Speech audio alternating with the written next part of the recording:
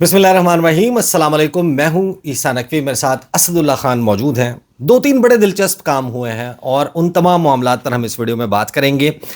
ایک معاملہ وہ ہے کہ عمران خان صاحب پیمز اسپتال میں جب موجود تھے اور ان کی بہن ان کے ساتھ موجود تھی، تو اس دوران کچھ باتیں ہوئی ہیں اور کچھ باتیں سامنے آئی ہیں جو آپ نے پریس کانفرنس میں سنی ہیں، لیکن پھر کچھ باتیں ایسی ہیں جو سامنے نہیں آئی۔ اب وہ باتیں کیسے پتہ چل سکتی ہیں؟ یا کسی کی عمران خان تک رسائی ہو، عمران خان تصدیق کر دے ہاں میں نے یہ بات کی ہے۔ دوسرا اس کا طریقہ یہ ہے کہ عظمیٰ خان صاحبہ یا خود بتا دیں، یا عظمیٰ خان صاحبہ نے جس کے لیے جو پیغام ہو، جس کو بتایا ہو، وہ آپ کو بتا دے۔ دوسرا طریقہ یہ ہے۔ لیکن ایک اور طریقہ ہے کہ آپ کو کوئی بتائے بھی نہ، لیکن آپ کو پتہ چلے کہ اندر کچھ ایسا ہوا ہے، کیونکہ یہ بات تو طے ہے کہ عمران خان صاحب جب پیمز ہسپتال میں موجود تھے تو وہ ان اٹینڈڈ، ان ایڈمنسٹرڈ، ان ہرڈ نہیں تھے۔ یعنی کہ جس کے اوپر سرویلنس لگی ہوئی ہو، جس کی پابندی لگی ہوئی ہو، ملاقاتیں نہ ہو رہی ہوں اسد اللہ خان صاحب، جب وہ اس طریقے سے اڈیالہ جیل سے باہر پیمز اسپتال پہنچیں گے اور عظمیٰ خان صاحبہ یہ بتائیں گی کہ میں جس وقت وہاں سے باہر آ رہی تھی تو کونوں میں لوگ کھڑے ہوئے تھے، تو یا وہ جس کمرے میں موجود تھی وہاں پر کوئی کیمرہ نہ ہو، وہاں پر کوئی ریکارڈنگ ڈیوائس نہ ہو، یہ ممکن نہیں ہے۔ اب اصل چیز یہ ہے کہ اس ملاقات کے بعد، اس پریس کانفرنس میں کچھ سامنے آنے نہ آنے کے بعد کچھ اہم ترین ڈیولپمنٹس ہوتی ہیں، جس میں ایک بہت اہم معاملہ ہے جو راولپنڈی میں 6 ماہ کے لیے فوج کی تعیناتی ہے۔ پھر ایک وہ خبر ہے جو انصار عباسی صاحب نے ایک بڑی لمبی چوڑی خبر چھاپی، ڈیل ہے نہ ڈھیل ہے والی، اس کا بھی ہم ریفرنس دیں گے۔ اور آغاز میں ہم بات کریں گے یہ جو عظمیٰ خان صاحبہ والی ملاقات ہے، اور اس ملاقات میں انہوں نے کیا بتایا اور کیا وہ بتاتے بتاتے رہ گئیں، اور 35 دن کا اب کاؤنٹ ڈاؤن ہے، لانگ مارچ 27 ستمبر کو ہونا ہے، تو اس کے حوالے سے کیا کوئی تیاریاں چل رہی ہیں، اس کے اوپر بھی ہم بریفلی ٹورڈز دی اینڈ بات کریں گے۔ تفصیل تو ظاہر ہے کہ اب جب اس کی جزیات مزید سامنے آئیں گی تو اسد اللہ خان صاحب بھی اس کے اوپر بات کریں گے، میں بھی بات کروں گا، لیکن ذرا آغاز میں تو یہ بات کر لیتے ہیں کہ اسد اللہ خان صاحب 18 اگست کو سپریم کورٹ آف پاکستان نے فیصلہ دیا۔ جو بینچ بنا، بینچ نے جو سوال کیے، ان کے سامنے جو مدعا رکھا گیا، حکومت نے اس کے اوپر جو جواب جمع کروایا یا جواب دیا، عدالت نے جو آرڈر دیا وہ سب آپ کو معلوم ہے، بینچ کے ریمارکس، اس کے تیور آپ کو معلوم ہے۔ اس فیصلے کے اوپر عمل درآمد نہیں ہوا، اس کی بنیاد کے اوپر، عمل درآمد نہ ہونے کی بنیاد پہ پاکستان تحریک انصاف نے سپریم کورٹ آف پاکستان میں توہین عدالت کی درخواست دائر کی ہے، اور حکومت وقت نے اس جو عدالت نے 18 اگست کو فیصلہ دیا تھا، اس فیصلے پر نظر ثانی کی درخواست دی ہے۔ جو پروسیڈنگز ہیں ان سب کو ابھی تک فالو کرنے، انالائز کرنے، اور کورٹ میں مزاج دیکھنے کے بعد آپ کو کیا گیٹ فیلنگ ہے کہ یہ جو 3 رکنی بینچ ہے یہ کیا کرے گا؟ 2-3 چیزیں اکٹھی کر دی آپ نے، سارا کچھ آپ نے پہلے سب سے پہلے ہاں تو ایک، لیکن میں سب سے پہلے وہ کرتا ہوں جو آپ نے شروع میں کہا نا کہ وہاں پر ڈاکٹر عظمیٰ موجود تھیں اور عمران خان صاحب موجود تھے، اور کل سے ایک شور مچا ہوا ہے اصل میں میرے حوالے سے۔ میں چاہ رہا ہوں، حالانکہ میرا پلان نہیں تھا، لیکن میں چاہ رہا ہوں کہ اب آپ نے بات کی ہے تو میں اس پہ تھوڑی سی بات کر ہی لوں۔ میرے پہ یہ شور مچا ہوا ہے کہ آپ کو کس نے کہا ہے کہ جی یہ عمران خان نے یہ ہدایات جاری کی ہیں، اور کچھ جو پی ٹی آئی کا اوورسیز سوشل میڈیا ہے نا، وہ سب یک زبان ہو جاتا ہے ایک نقطے پر۔ جب میں نے عمران خان کی آنکھ والی خبر دی تھی تب بھی وہ سب اکٹھے تھے، اب بھی وہ سب اکٹھے ہیں۔ ان کا سوال یہ ہے کہ آپ کو یہ خبر فوج نے دی ہے، ٹھیک ہے، کیونکہ یا آپ کو عمران خان بتا سکتے ہیں یا ڈاکٹر عظمیٰ بتا سکتی ہیں، اور ڈاکٹر عظمیٰ نے آپ کو بتایا نہیں ہوگا اپنی بہن کے حوالے سے یا دیگر معاملات پہ، تو پھر آپ کو فوج نہیں بتایا ہوگا۔ کیوں بھائی؟ وہاں پہ کوئی ڈاکٹر نہیں ہوتا؟ اچھا، ڈاکٹر وہاں پہ اور سٹاف نہیں ہوتا؟ جب اس وقت بھی آنکھ والی خبر آئی تھی تو اس وقت بھی یہ شور بچا تھا نا کہ یہ خبر تو فوجیوں نے دی ہوگی۔ کیوں ہاسپٹل کا سورس نہیں ہو سکتا؟ ہاسپٹل میں کوئی ڈاکٹر نہیں ہے، ڈاکٹر کا 6 بندوں کا سٹاف نہیں ہوتا، تو خبر آپ کو کیوں نہیں کہیں اور سے آ سکتی؟ تو ابھی بھی میں یہ صرف کہنا چاہوں گا، میں زیادہ اس میں بحث نہیں پڑھتا، میں صرف یہ کہنا چاہوں گا کہ بھائی یہ ثانوی بحث ہے کہ کس نے خبر دی ہے۔ آپ کا تعلق اس بات سے ہونا چاہیے کہ خبر ٹھیک ہے کہ غلط ہے۔ اگر خبر ٹھیک ہے تو آپ کا وہ کنسرن ہونا چاہیے۔ یہ بحث بالکل فضول بحث ہے کہ خبر کہاں سے آئی ہے۔ تو اس لیے آپ چلیں مان لیں، میں آپ کو کہتا ہوں آپ تسلیم ہی کر لیں کہ فوج نے خبر دی ہے، اب آگے چلیں، ٹھیک ہے نا. میں تو اڈیالہ جیل کے باہر جس لڑکے نے آپ کا انٹرویو کیا تھا اس کے تو آپ چشمدید والا کام نہیں کروں گا جس نے آپ سے آپ کا سورس پوچھنے کے لیے ڈھیر سارے سوال کیے, آپ نے اسے تنگ آ کے آپ نے اس کو ٹالنے کے لیے ایک کہانی سنائی اور پھر وہ کہانی وائرل ہو گئی. آج بھی کسی نے کامنٹ کیا ہوا تھا کہ اس کو یہ خبر بھی ایسے ہی ملی ہے جیسے کسی نے راہ چلتے پرچی پہ دی, راہ چلتے پرچی کے اوپر دی تھی. بہرحال دیکھیں خبر میرا یعنی میں نے وہ تھوڑی سی ہلکی پھلکی فالو کی ہے وہ ڈبیٹ. بات یہ ہے کہ اگر وہ انسٹرکشن عمران خان نے دی ہوگی اور اس انسٹرکشن پر عمل درآمد ہوتا ہوا آپ کو نظر آئے گا تو آپ کو پتہ چل جائے گا کہ خبر ٹھیک ہے, خبر ٹھیک ہے. اگر تو علیمہ خان جو ہیں وہ لیڈ کرنے لگ جاتی ہیں تو پھر خبر غلط, اور تو پھر خبر غلط ہے کہ وہ نہیں کہا ہوگا انہوں نے, آپ کو کسی نے غلط جو ہے آپ کے سورس کو سننے میں مغالطہ ہوا یا ہو سکتا ہے سورس سے مجھے غلط کہا ہو, یعنی خبر غلط بھی ہو سکتی ہے. میں 4 دن بعد وضاحت کر دوں گا, میں کہوں گا یار میری خبر میں غلطی تھی.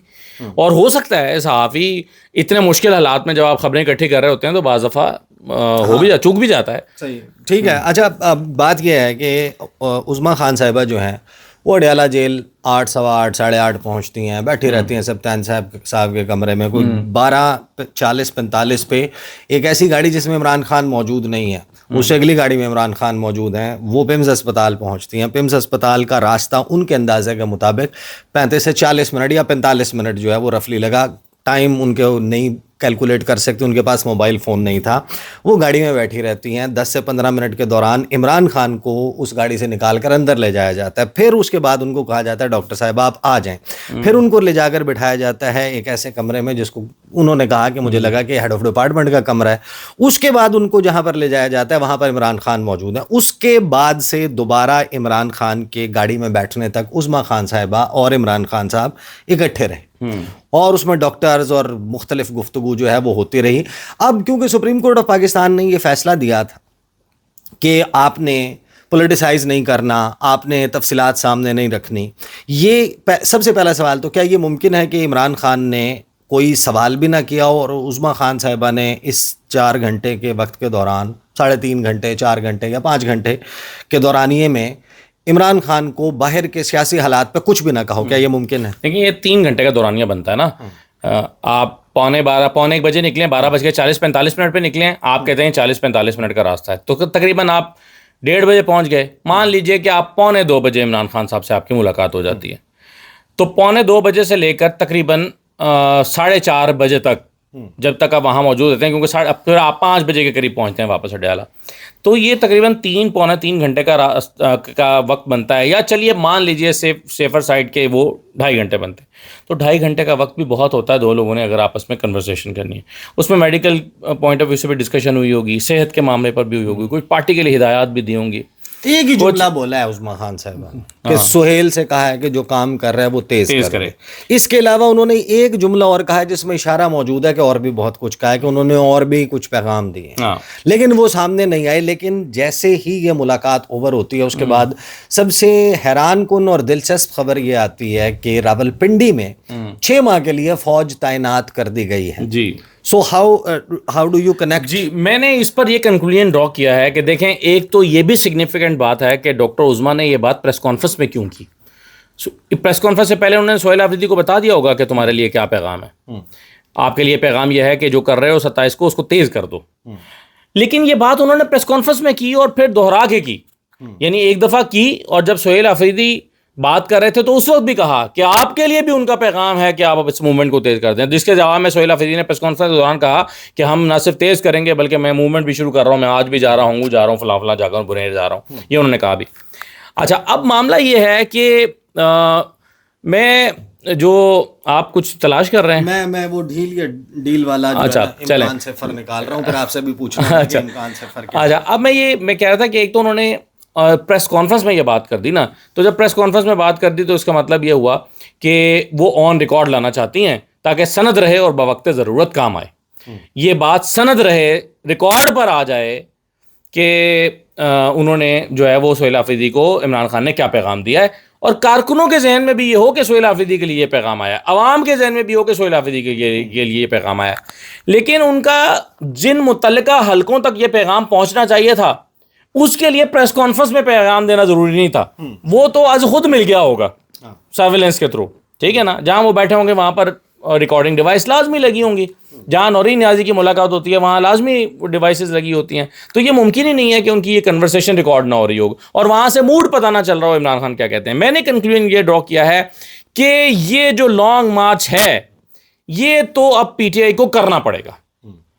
یہ ایک ہی صورت ہے کہ عمران خان کہیں کہ لانگ مارچ نہ کرو, اور ابھی عمران خان کے موڈ سے یہ دکھائی نہیں دیتا کہ وہ لانگ مارچ سے منع کر دیں گے, کیونکہ عمران خان اگر شفا جاتے بھی ہیں تو میرا یہ خیال ہے کہ وہ شفا جائیں گے اپنے علاج کے لیے, اور جہاں انہیں موقع ملے گا وہ کہیں گے کہ لانگ مارچ کی تیاری تیز کرو. میں تو ظاہری سی بات ہے کہ ہم آسان کر دیتے ہیں, آسان اگزامپل دے دیتے ہیں کہ آپ یہ سامنے جو کمپیوٹر ہے اس کے اوپر بیٹھے ہوں اور آپ ویدر رپورٹ چیک کر رہے ہو. مجھے یہ پتا ہے کہ آپ ویدر رپورٹ چیک کر رہے ہیں, مجھے نہیں پتا کہ اس ویدر رپورٹ میں کیا لکھا ہوا ہے, لیکن اس ویدر رپورٹ کو پڑھنے کے بعد آپ بھاگتے بھاگتے چھت پہ جائیں اور چھت پہ جا کے آپ کے جو ابھی تازہ دھلے ہوئے کپڑے لٹکے ہوئے ہیں آپ ان کو سمیٹ کے نیچے لے آئیں, یا جو خشک کپڑے ہیں ان کو فوری نیچے لے آئیں. وہاں پر کوئی اشیاء جو پڑی ہوئی ہیں ان کو آپ ڈھک دیں, ڈھانپ دیں, کریں جو آپ تیاری کر رہے ہوں گے. اس سے مجھے یہ اندازہ ہو جائے گا کہ اس نے جو رپورٹ پڑھی ہے نا اس میں کسی طوفان کی پیش گوئی ہے.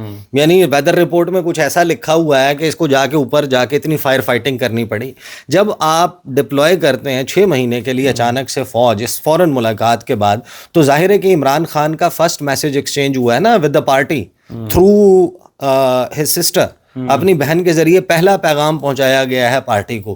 تو اس کا مطلب یہ ہے کہ اس کے فوراً بعد اگر کوئی تیاری تیز کی گئی ہے, 6 مہینے کے لیے فوج کو آرٹیکل 245 کے تحت بلا کر تعینات کر دیا گیا ہے, حساس مقامات کی سیکیورٹی جو ہے وہ سپرد کر دی گئی ہے ان کے, تو اس کا مطلب یہ ہے کہ جو پیغام ہے اس پیغام میں رخ جو ہے وہ وفاقی دارالحکومت اسلام آباد کی بجائے راولپنڈی کا ہے, نہ ہو اڈیالہ جیل کا ہو سکتا ہے کہ یہ جو لانگ مارچ کا رخ ہے یہ اڈیالہ جیل کی طرف ہو. لہٰذا یہ انفارمیشن, یہ اب اندازے کی بات ہے, it is not information, once again it is not information, یہ اندازے کی بات ہے کہ جب آپ راولپنڈی میں فوج تعینات کرنے کے لیے 6 ماہ کی منظوری لے رہے ہیں, تو آپ کے پاس یہ اطلاع ہے کہ یہ دفعہ پنڈی آ رہے ہیں نہ کہ اسلام آباد جا رہے ہیں. دیٹ از اے پاسبلٹی جس کی وجہ سے آپ کو یہ لگتا ہے. دوسرا یہ جو انصار عباسی صاحب نے کالم ہے, یہ خبر ہے جو بھی انہوں نے لکھا ہے جس کا ٹائٹل ہے کہ عمران نہیں, یہ جناب یہ لیڈ تھی اخبار کی, کل مین سرخی تھی, شہ سرخی, ہاں ڈھیل کا یا ڈھیل کا امکان صفر. اب ایک تو یہ ہو سکتا ہے کہ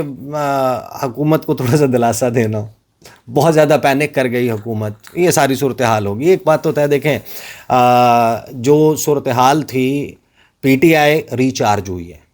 پی ٹی آئی کا ورکر جو ہے آپ دیکھیں کہ اس تمام وقت کے دوران کتنی میڈیا کے اوپر, سوشل میڈیا کے اوپر لوگوں کی پریزنس تھی. کئی ہزار کئی لاکھ لوگ مختلف لائیو سٹریمز کو بیک وقت جو ہے وہ دیکھ رہے تھے. پورا پی ٹی آئی کا وہ جو ایک دم جیسے کہتے ہیں کہ جو کچھ لوگ حالات سے تھوڑا سا مایوس ہو گئے تھے, کچھ لوگ کہہ رہے تھے کہ اب کچھ نہیں ہونا. یہ جو ریچارج کیا گیا ہے اس کے پیچھے یعنی کہ کوئی نہ کوئی تو مقصد ہوگا نا. ہو سکتا ہے کہ جتنے اندازے لگائے جا رہے ہیں یہ سارے اندازے غلط ہوں اور آخر میں اندازہ کچھ اور ہی نکلے, چاہے وہ ایوان صدر کے حوالے سے اندازے لگائے جا رہے ہیں, چاہے وہ وزیر اعظم کے حوالے سے اندازے لگائے جا رہے ہیں, چاہے وہ محسن نقوی کے حوالے سے, چاہے وہ عمران خان کے بنی گالہ منتقل ہونے کے حوالے سے, چاہے وہ 28ویں آئینی ترمیم کے.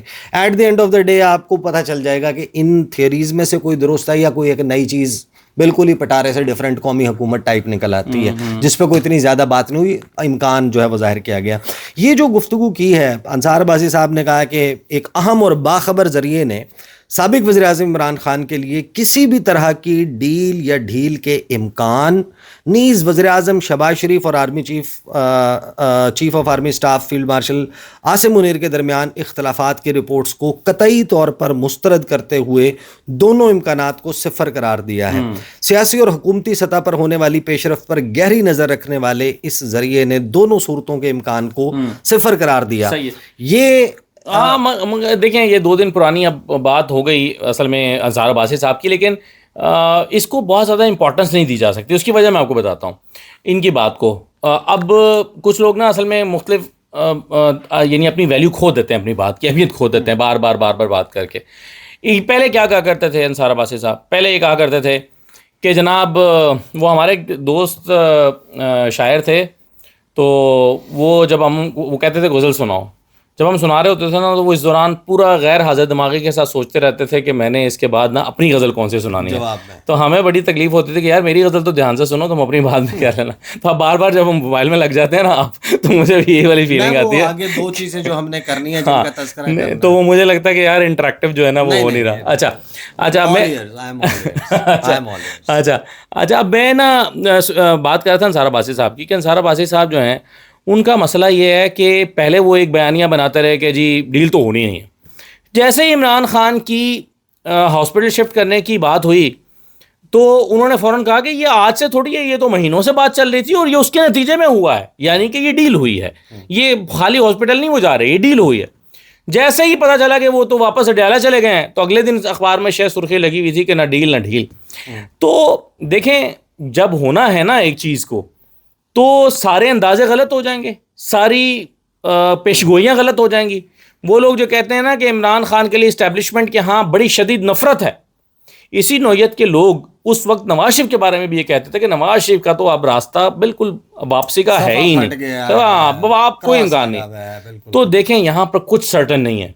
وہ ہمارے باخبر حلقے جو ہمیں آج ایک بات کہتے ہیں نا, کل کو جب کچھ اور ہو جائے گا تو اس کے حق میں دلائل گھڑنا شروع کر دیں گے. بالکل. اب یہ بتائیں کہ کیا یہ پاسبلٹی ہے کہ عدالت لگے گی, ابھی کاز لسٹ وغیرہ کچھ چیزیں سامنے آ جائیں گی, توہین عدالت کی درخواست بھی ہے اور نظر ثانی کی درخواست بھی ہے, بینچ کا ایک آرڈر بھی موجود ہے جس پہ عمل درآمد نہیں ہوا, تو کیا یہ پاسبلٹی ہے کہ عدالت جو ہے اس کی طرف سے دوبارہ کہا جائے کہ آپ اس پہ امپلیمنٹ کریں اور بتا دیا جائے, اور عمران خان کو شفا انٹرنیشنل لے جانے, اور جس طرح فیصلے میں کہا گیا کہ ان کے ٹیسٹ اور ٹریٹمنٹ ایک میڈیکل بورڈ جس میں یہ ڈاکٹرز موجود ہوں, بہن بھی موجود ہوں, فیصل سلطان بھی موجود ہوں, وہ سب کیا جائے, کیا یہ پاسبلٹی ہے؟ دیکھیں عیسیٰ نبی صاحب پہلے تو یہ فیصلہ کرنے کی ضرورت ہے نا کہ جو پہلے ہوا عدالت میں وہ کسی ارینجمنٹ کے تحت ہوا یا عدالت نے اپنے طور پر کیا.